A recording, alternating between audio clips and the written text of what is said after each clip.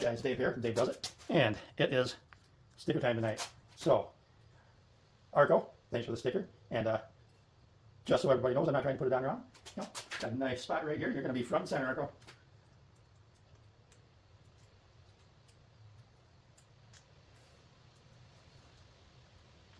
If I can make my fingers work, that is.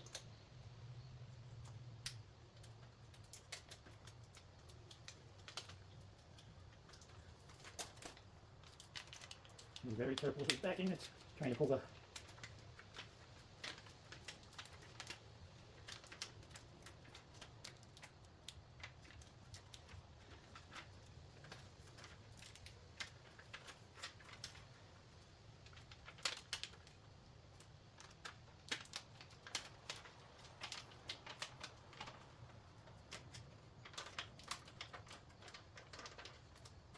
all right, backing is off.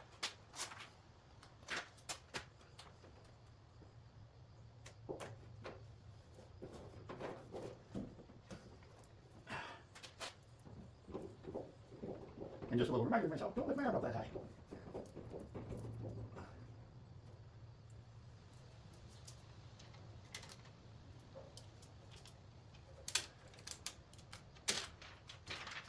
All right, there we go, Minnesota Outlaw Customs. And what else we got for putting up today? So we've got Scotty's Customs and Art. Oh, went to his show a few weeks ago at this point. Super cool cat as well.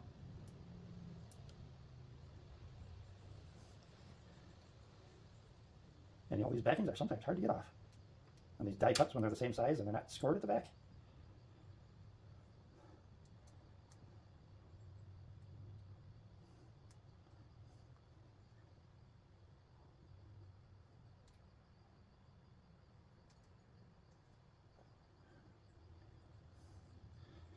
All right, I'll skip that one for now. What do we got? We got 1776 Garage. Glenn from 1776 Garage gave me this one at Arco's show. Oh, that's a nice easy peel on his sticker. Good job, Glenn. I'm going to go right down in this nice spot right here. Don't know if you can see that or not. But... Then we got Simon Says Garage. I got this one at Scotty's show. I met talked to Simon quite a bit at Custom Art and Metal show as well. But I got the sticker at the Scotty's show.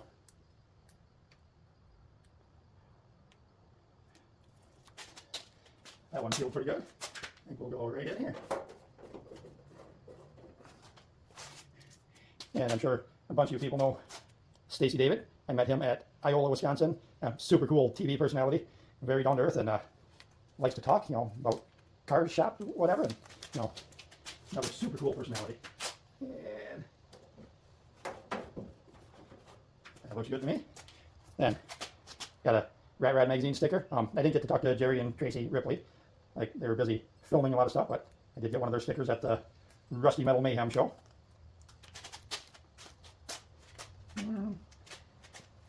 We're kind of lacking on the side of the box here. And now we're back to Scotty's Custom. See if I can get this backing off of here now. I'm not sure if I said it, but I got this sticker from Scotty at the Rusty Metal Mayhem. I did not get to talk to him at Scotty's show in Rice, Minnesota. It was so hot that day. Me and my daughter made the loop and we got out of there. Right up under Freiberger's Fire and Order sticker. All right, so let me... And Simon Says, Gnarly Speed Shop, Stacy David, Freiberger, front and center, Minnesota Outlaw Customs. And we got Derek and Vice Grip. You know, Derek and Vice Grip, Derek and his wife, Jessica, are at the Iola car show every year. So I get to talk to them quite a bit. And David Freiberger, Scotty's, Mr. Horsepower, 1776 Garage, just a magnet back there. Just a Ratfink over here. Ratfink and Thrush and Moon. And then we got the Rat Rod sticker, more Ratfink. There's another Simon Says, Don't Be a Gasshole, Ratfink. More magnets, more Thrush and Summit and Speedway and Ratfink and wrenching for the, is that? Oh, that's just a cheap magnet. That's nobody's channel. Vice Grip Garage. Oh, it's hard to see in here, but I went right over this guy. Oh, I got the big Ratfink down there. You know, and then Ratfink, Ratfink, Ratfink, license plates. And I do have Ratfink, more Ratfink. I'm going to try and get these guys up. A couple of the old Wisconsin plates. Ratfink license plate topper. And another Ratfink sign.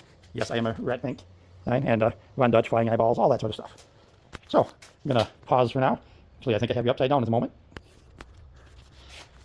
Yeah, because I dropped you. So, anyhow, I'm going to pause for now and try and get some stuff hung up. Oh, maybe another one over there, over here somewhere. Not sure. Got 3 big signs and some license plates and other stuff to hang up. Okay, guys, I know recently on Facebook there's been some questions about using engine stands for rotisserie. Well, I've had this, my 71 C10 long bed frame on here for a couple years now, you know, with everything that's been going on. This was my project before tetanus. But anyways, I just bought a couple of, I believe they're Vevor engine stands. They were the cheapest ones I could find. And I did pick up some casters from Harbor Freight, you know, to kind of level out the heads. And then I did have to put some spacers in on the front wheels, but I did the same thing on both ends. So I mean, everything I did is undoable. You can, you know, use them as an engine stand. I just reached inside this tube here and put bolts in and tighten them up on that crossbar. I'm not perfectly balanced, and I did have C-clamps holding these together on the frame. You know, I got a bolt through a factory hole in the frame there. There was nothing on the other side, so I had them C-clamped, and yeah, I was sitting so long the C-clamps both snapped. But anyways, it does a good job, rolls around the garage nice. I can move it easily by myself. I can turn it by myself. It takes a little doing. I have to undo the pins from both ends and, you know, kind of hold it where I want it, you know, close to the location where the pins will line up. Get one end in and go do the other.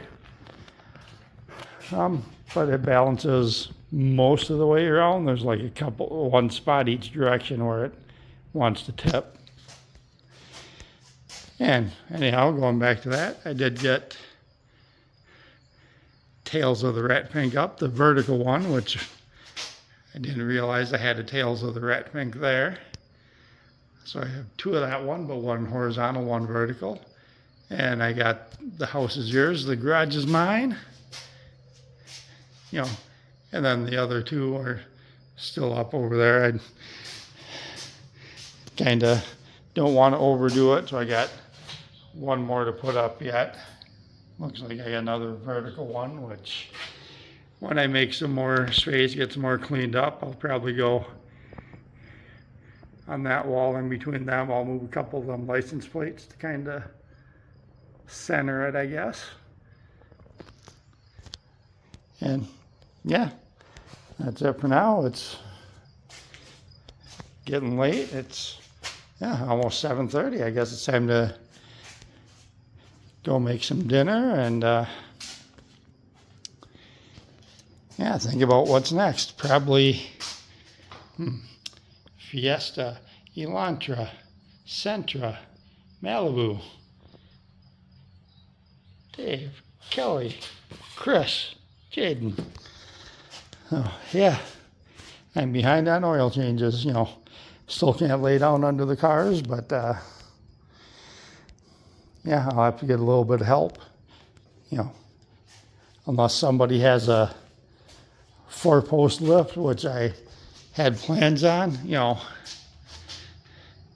A buddy of mine has a Wildfire lift, same exact ceiling height as mine, 10 foot 4.5 inches, and I've had my car up on it. He's put his Silverado up on it. You know, he can't quite walk under the Silverado because that's a little taller, but it'll do fine. And I'm planning on having one post over on the corner there, you know, so the rails are on this side of the garage door. And I'll have just enough room left to get another small vehicle in on the side. So, yeah, that's the plans somewhere down the line. And anyhow, I'll have my wife and daughter help me get all the oil changes done tomorrow, and then maybe get tetanus wheeled back out where I can access it, and going from them 24-inch tall tires to 33-inch tall tires. Yeah, and then I'm hoping this weekend get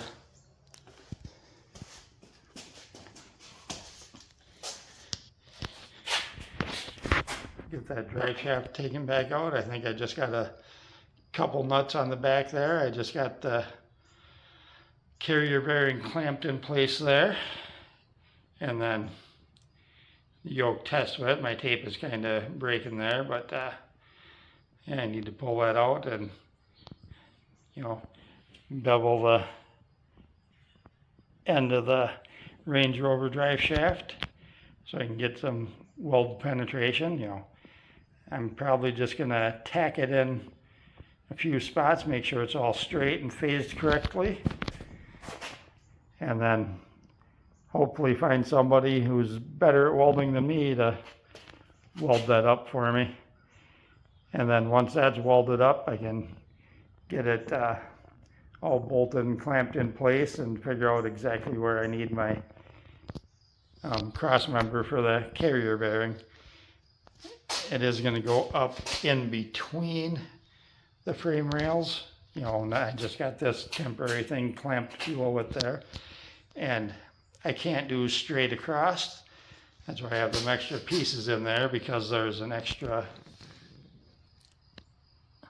high spot on that round on there. So